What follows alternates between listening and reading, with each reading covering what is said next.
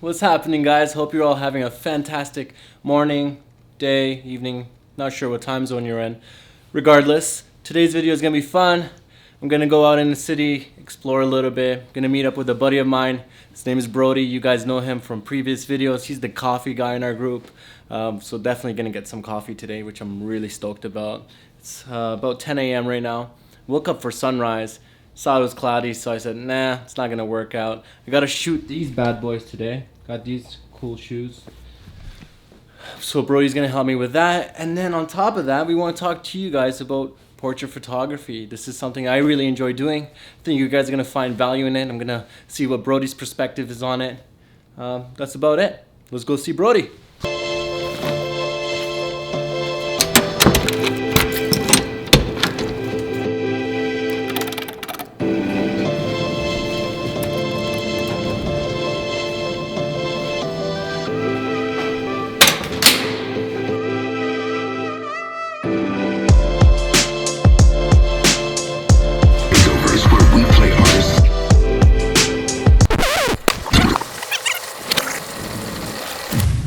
I almost forgot to share this bit of information with you guys. Today is your lucky day. If you don't have a website or domain, well, Squarespace is offering you guys 10% off your first website or domain. All you have to do is go to squarespace.com/Palander and start designing your website. As simple as that. The reason why I recommend Squarespace to you guys is not only because I use it, but they have incredible design options. They have so many templates to choose from. They have really solid customer support service. They have high security, so you don't have to worry about losing anything or anyone interfering with your website and whatnot. And on top of that, it's really simple to use. It's efficient as possible and designed so that you guys can have an incredible time putting together your website and also sharing it as quickly as possible with everyone else. Now, I think it's time we get back to the show. Forward!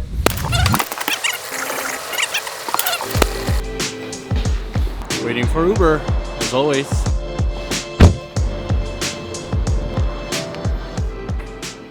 Welcome to Sand Coffee Room. What's up, buddy? This is in the heart of Toronto. In the heart of Brody's life. Dude, you really upgraded since the last time I was here. It's the Ferrari of espresso machines. The Ferrari of... Or Lamborghini, let's say. Should I take it with me to the Formula 1 race in Dubai? As long as you have the right fuel, it'll get you there. How you doing, buddy? Good. Come, give me a hug. Brody's dad built this frame for him. Check out these photos. Damn, my friends are so talented. How did this all happen? So, how did it happen? Yeah. You taught me everything I know, man. Oh, that's the nicest thing you've ever said to me, son. So the last time I saw Brody, I think was... actually, I'm not too sure. It's been a couple of months. What have you been up to, man? Yeah. Just been doing a lot of the same thing that I always do. Just working here in Toronto, working on my photography stuff, but also getting into a lot of coffee consulting. So helping different cafes to open their doors with specialty coffee. I went to China twice in the last 2 months, which is funny to think that coffee would be able to allow me to travel in that way. Wait, did you just say he went to China twice in 1 month? Okay, let's be serious here. How long is that flight to China, first of all? Oh, it's brutal. It's literally on the other side of the world. I think Australia is further, but it's like 15 hours, 16 hours. And you did it twice. I'm used to it by now. That's extreme. I used to live in China, so like going back and forth has become not easy, but I'm more used to it now. All right, guys. So today, what we're talking about, I kind of gave Brody a heads up before I got here. A little bit. That we're going to talk to you guys about portrait photography. And the reason why I wanted Brody to talk about this is because a lot of his work involves people. And he's not only shooting coffee all the time, but he's networking and meeting people and taking these really cool portraits like these ones that I'm going to show up right here. And in doing so, he spends a lot of his time really developing that skill and, working towards finding new ways of being creative around taking portraits of people. Now, before we dive into all that, I know that this guy has something for me, Well, which is part of our, I guess, ritual. Before we do anything, I always tell Alan, let's just start with a coffee. Yeah. And see where things go. Coffee, yes. I'm so excited. We get to use the Ferrari. So what are you going to make me, man? Well, you drink milk, right? So I do not drink milk, but I will for the sake of this coffee. In this I know case, it's gonna we've be got good. some very special milk here. What is this? It's your high grade white, pure white, high fat milk. High fat. Because we love high fat, right? Yes, we do. So yeah, we're gonna make an espresso based coffee. Obviously, we have an espresso machine here, so we just have to put the espresso in here. Here's some really sweet footage of Brody making me a coffee. Ready, guys?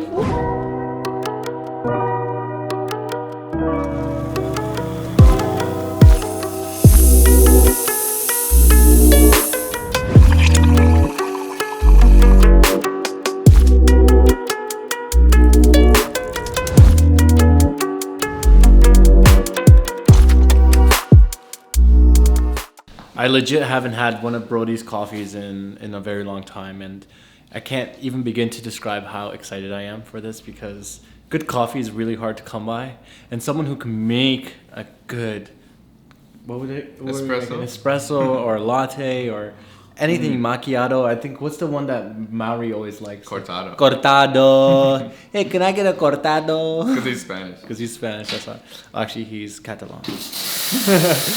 But yeah, this is gonna be tasty, and then we're gonna talk to you guys about portrait photography. But when it comes to portrait photography, I think the best way to start is like finding the right gear, right? I'd imagine like having a solid set of tools that are gonna allow you to take the best photos. So with portraits, you're getting people's faces and you're getting detailed shots of their, I guess, expressions. You need something that is, gonna be a solid zoom. You might need something with really good aperture on it. 85 millimeter is a sweet lens to have. A 50 millimeter. What are your recommendations? So I like using the 24-70 as well, because you can use the 70 to get that sort of portrait-like effect. But if you want to go into a wider setting, get a better context, you can zoom out to the 24 as well. So it's great when you're just out getting a bunch of shots, you're not quite sure what you're looking for. So when Brody and we shot a couple of months ago, and we went out and we were just exploring the city. I told him, dress up in like your bike outfit and bring your bike with you. I want you to have something with you, like another object that we can use to incorporate in the image. So you get a variety and a diversity in the type of images you get. But we also went with Maddie to Toronto Island. I was helping Maddie shoot some of his merchandise, and we were trying to explain to him exactly how to pose, and that's all part of the portrait. We didn't have to explain to Maddie too much, but yeah. No, we had to. Poor Maddie. You ready to go out? Yeah. Let's go. hit it. Morning. What message did you get? It was like, hello friend, you work with Alan Philander? And I was like, well, yeah, he's one of my best friends. He's like, oh, great, I've been watching his videos on YouTube lately. Love the hues of his photos. And then he sent me some photos. Oh, so nice. this is a friend of mine from China, and Oh, he's really? watching Alan on YouTube. Oh, that's insane. Super inspired. One of the 10 people that watch me, right? One of like 11 now, right? Are you at like 11 and a half? Did you notice that all those cars are red? Oh, it's because it's a fire station. My bad. I actually thought it was a lot colder, but it's not too bad. It's not bad today. My fingers are still there. It's not very like chill. New York City. So, Brody, we went out and shot, I think it was like sometime in July, and I never ended up using this footage. But we were trying to do this video on portrait photography a while back, and we didn't finish it. So today, I thought, we could catch up on that subject and use some of that footage. So here's a quick B-roll of the footage me and Brody and Mary caught when we were in the city a while back talking about portrait photography.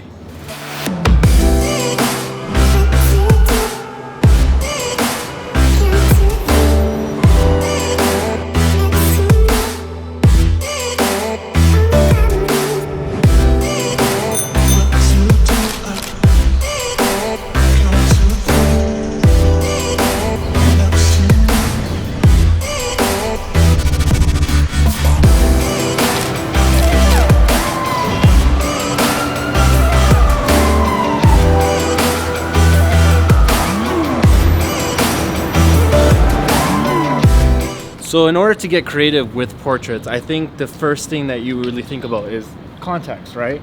So where are you going to shoot? Location scouting.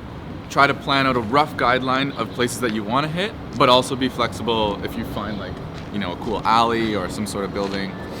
And for the shoot that me and Brody did a while back, we decided to go to, we actually shot underneath the Gardner Expressway, and then we went around and we saw this other building. It was like a library of some sort. Yeah. So we try to diversify the type of locations we're shooting because, I mean, that's very important. And other things that are very important are like what you're wearing, your attire. That makes up a huge factor in terms of how your photos are going to stand out and how the person is going to fit into the context of the location that they're shooting. So clothing that complements their look, but also clothing or sort of maybe an object that complements the location. Goes Yeah. back to the location. Yeah. And lastly, I think the most important thing is, for me at least, have something for the subject to interact with. In this case, I told Brody to bring his bike with him so that he can have something that, you know, we can move around with. We can get a diversity of type of different shots. It's not about just getting close-up shots of the person in terms of portraits, but also standing back a little bit and getting some, you know, more scenic kind of over-encompassing photos. It adds an element to your photos, but it also can help add character if you're trying to tell a specific story or something that relates to the subject themselves. He says it better than I do. You should be doing this. Here, take my camera. Looking for reflections? That's a key to any sort of portrait urban photography. I actually really love playing with reflections because they kind of like double your subject, you know? Oh, yeah, so true. instead of having one subject to work with, you have two now. We also went out and shot one time with Maddie. We went to Toronto Island, and that's also footage I didn't end up using. So here's an opportunity for you guys to see exactly what we did. Now, when we were there on the island, we were shooting Maddie, and you were taking pictures of me, but I was shooting Maddie and helping him create some photos for his product line because he has merchandise and whatnot. So in shooting that, I think there's some very, very valuable tips that you guys can definitely take away from that. And here's Brody to explain them to you. So going back to what we were saying about adding an object into your portraiture, whether it's playing on the character of your subject, in this case, products is a huge object, obviously. So with Maddie, we used his product, his merchandise. When you're working with a client and they want you to photograph the product, play around with that subject, play around with the object, because that is your deliverable at the end of the day. And we were on Toronto Island, so I mean, we used the environment around us as well. So Exactly. we There's had, a beautiful skyline. You can just put anything in front of it. It's going to look good, especially at golden hour, which is what we played around with. So the time of the day that you're shooting is also very important to think about. I typically shoot portraits of people if I'm outside during the day when there's a lot of light, of course, sunrises and sunsets. I don't really do night photography. I don't know if you're into like portrait night photography. I think there's a lot of people who do it really well, and they get like neon lights and a lot of different kind of flashes and reflections, long exposures. You know, you can use different lights to draw things like light painting and stuff. You have to kind of use different techniques, I think, when you're shooting at night, but definitely things that could, like really cool perspectives and really cool features. And the best thing about living in a city, if you live in a city, is that there's so many lights. There's so many light sources. You can get out and you can shoot all different types of things.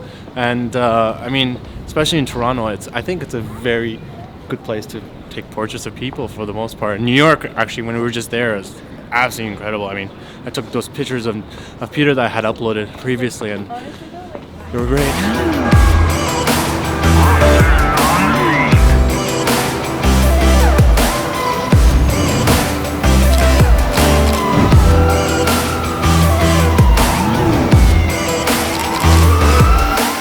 Alright, so we're in downtown, and the reason we came out is to do this video, but to also shoot these shoes that I got.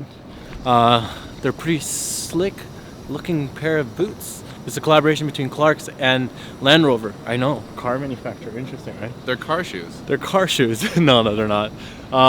But Brody's gonna help me shoot them and portraits of me. What did you bring with you to shoot? So I got this 85 millimeter, which I love shooting portraits with. It gives you nice depth, and it really highlights, you know, any product that you're working with. So in this case, we're shooting both. Okay, so Brody is telling me to pose here and put my foot up on this. Something he's never done before. Yeah.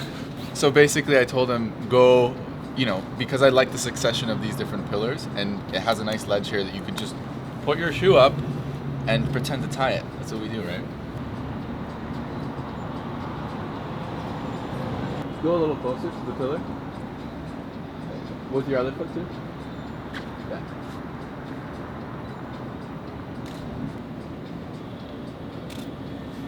So that was cool, but we realized we needed a little bit more like bigger context so that it wasn't just the shoes, since we're also shooting portraits. It's nice because we got the leading lines from the streetcar tracks, and we're gonna play around with that.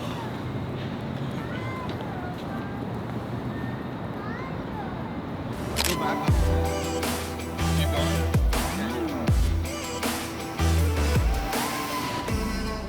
You see, for the first time in history. So our photo shoot just got messed up. This is a one-way street that goes this way, and that officer over there, swinging his hands back and forth, is making the traffic go this way now. That's fine, but I just feel like there's gonna be a car crash because there's no communication over there. Look at this car. And look at the stop sign. The lights, they don't even face this way. There's no officer on the other end. Interesting. Okay, whatever. Santa Claus is over there. Santa Claus, yeah.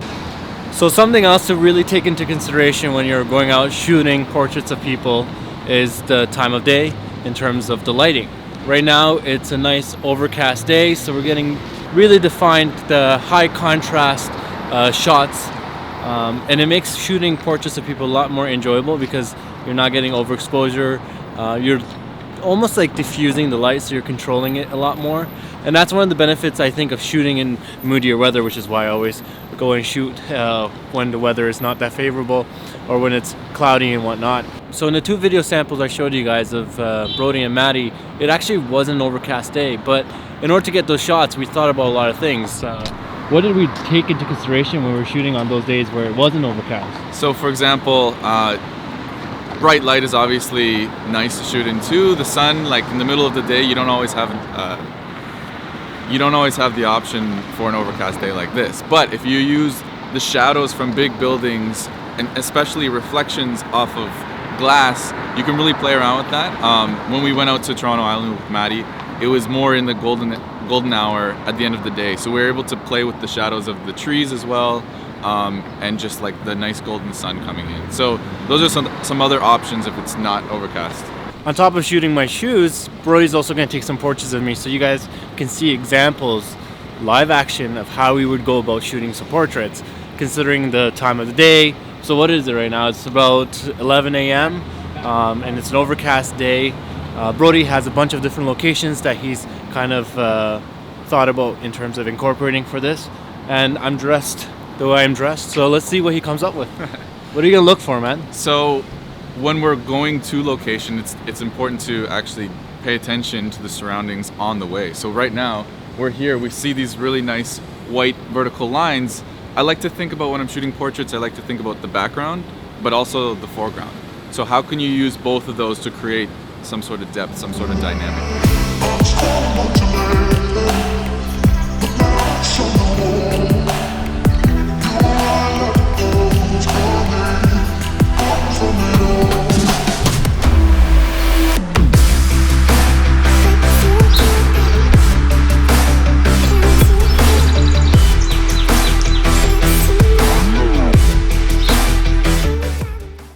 So what's happening here? There's like some sort of parade. So I heard that Peter McKinnon's actually going to be making an entrance. That's why all these people are just lined up to see him. So there's a Christmas parade happening right here on University. There's so many people here behind us.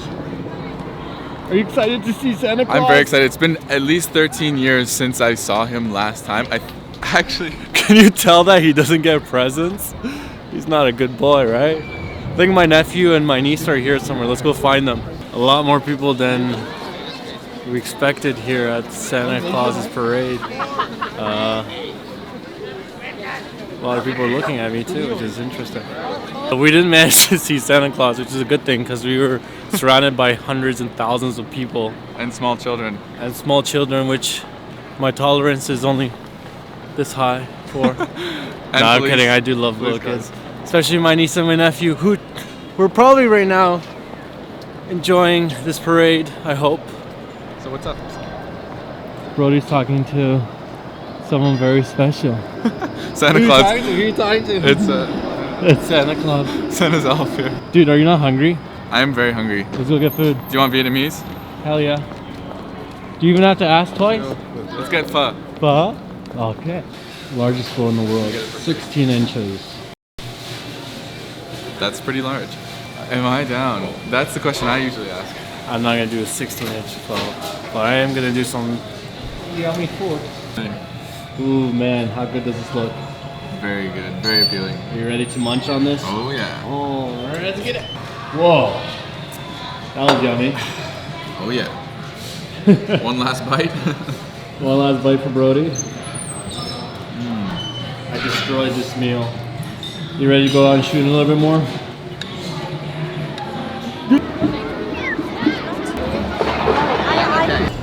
Santa, aren't you supposed to be in the parade?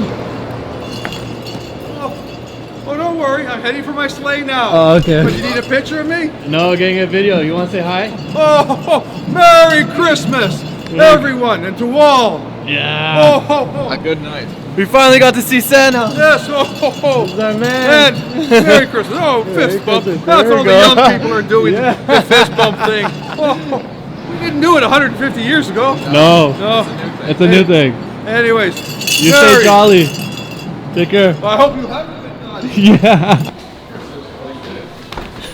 Santa Claus is in the subway. Where is he? This way. Get set. All right, Brody. Some last few comments about portrait photography before I Your go nose home. gets too red and you become one of Santa's reindeer. My hands are frozen. I can't even feel them right now. And holding this tripod with this gorilla pod is not helping. So, in terms of portrait photography, it's one of those things that you really got to challenge yourself to think outside the box. And in doing so, that involves using every resource around you.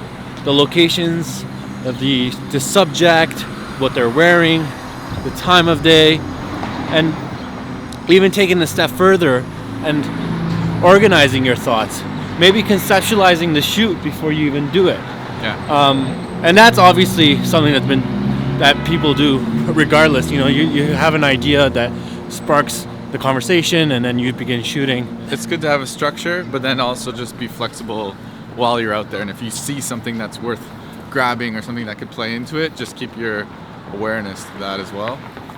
And sometimes the best practice is actually bringing out one lens and your camera body and really seeing what you can achieve with one focal length. And then once you think that you're fine with that focal length, add in more and then try to diversify the type of shots that you're getting in terms of the aperture, in terms of the distance between you and your subject. That process is very important in the learning aspect. It's something that I think was very useful for me because I used to shoot on a 35 millimeter for a very long time. Almost exclusive. Almost exclusively 35 millimeter. But shooting on that focal length taught me so much when it comes to portrait photography and really utilizing that focal length and also the aperture of the 35 millimeter, which I think was a 1.4. Well, that was fun day. That was fun. Thanks for joining me, man. Dude, it's my pleasure. I hope you guys enjoyed today's video. It was exciting. We meandered around the city quite a bit. We Got our cold. fingers cold. We got to see Santa. That was exciting. That was actually probably the best part of this entire video for me. I'm gonna go grab some beers with him actually after. With after Santa? Yeah. He invited us to the North Pole.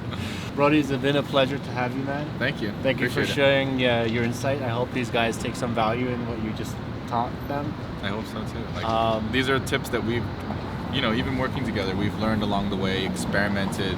I think that's the greatest tip that I can give as well. Just go out there and try it, and you're gonna learn what makes sense and what just doesn't. So.